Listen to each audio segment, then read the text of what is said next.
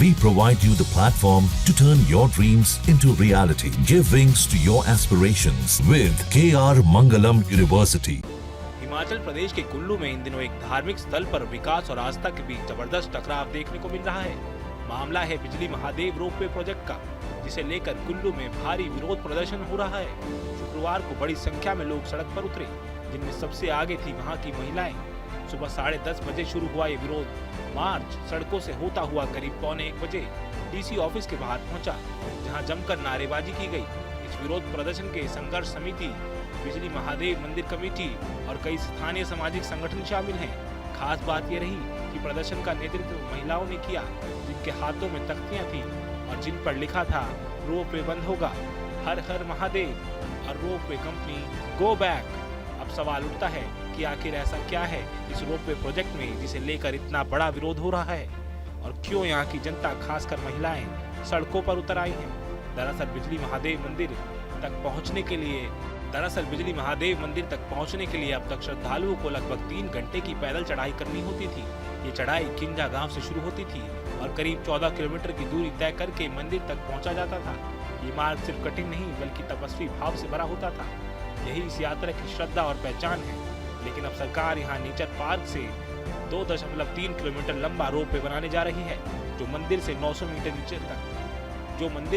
Metre नीचे तक पहुँचेगा। यानी जो रास्ता 3 घंटे में तय होता था, अब सिर्फ 7 मिनट में पूरा होगा। इस प्रोजेक्ट पर 226 करोड़ रुपए खर्च किए जा रहे हैं और ये प्रधानमंत्री नरेंद्र मोदी का ड्रीम प्रोजेक्ट भी बताया जाता है। सरकार की मंशा साफ है, इस रोपवे के जरिए हर मौसम में 36,000 तीर्थयात्रियों की आवाजाही मुमकिन होगी और टूरिज्म को बढ़ावा मिलेगा। लेकिन स्थानीय लोगों को ये डर है कि इससे आस्था का स्वरूप ही बदल जाएगा और पर्यावरण को बेहद नुकसान होगा। पेड़ भी काटे जाएंगे, भीड़ और बढ़ जाएगी और सबसे बड़ी बात, उस पवित्र चढ़ाई की भावना जो इस मंदिर की आत्मा मानी जाती है, वो भी खत्म हो जाएगी।